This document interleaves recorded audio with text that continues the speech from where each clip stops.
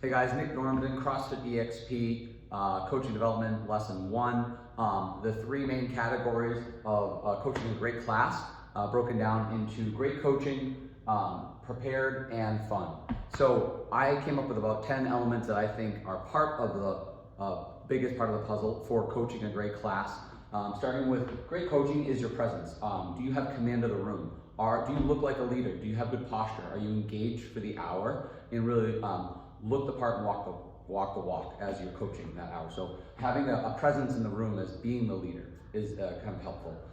The second is effective communication. So making sure that the train stays on the tracks. Did you clearly communicate to the athletes the goal of the day, the objectives, and did everyone follow what you said? And if not, maybe we need to work on that communication. I kind of use a touch rule that to coach a great class, you need to have a touch point with each person in class, and I find it successful whether it's connecting with each person in the warm-up, during the strength, during the workout, cooling down after class. If I get 1 to 3 touches with each athlete, I think I did a good job in that role. Another is the macro, micro, macro, and what that means is like kind of looking at the person's global movements, zooming in on their fault and correcting and cueing the positive, and then the follow-up to that to see, did you see the effective change in the cue that you gave? And if not, to follow that up. If you did, awesome, move on.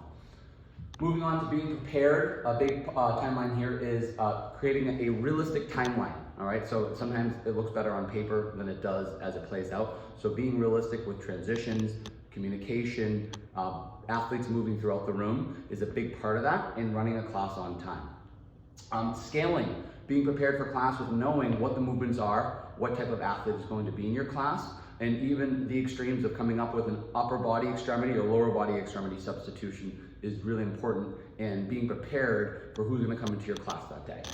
And then the logistics, I kind of call it the civil engineering, where equipment placement matters and having a plan like everything else, so to make sure that the athletes move throughout the room as efficiently as possible, because we can eat up 3 to 5, 5 to 7 minutes throughout the entire 60 with just poor planning and people walking back and forth as they shouldn't. So thinking about the flow, the engineering of the equipment in the order.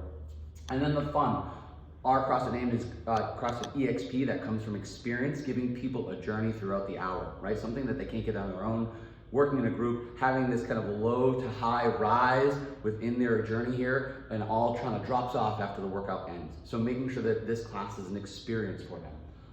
Another part of the fun is the community, to ensure that you just create little touch points, whether it's leading a group question in the stretching after class, or talking about some silly story in the warm-up. So building that community and that camaraderie along the journey. And then entertain and inspire. That could be, again, being you at an 11. It could be coming in with a funny story from this weekend, or just leaving with a nice quote of the day, or a way to inspire them as they carry on for the rest of their day.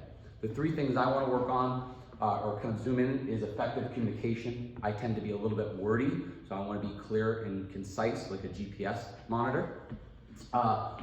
I want to work on my timing. Sometimes I run over in class and I think I can fit in a lot more than I actually do. And in terms of the entertaining and inspire, I want to make sure that I have a consistent positive message and I'm not just having side talks with people along the way. So those are 3 areas that I want to focus in on a little bit more to make sure that I'm running a great class.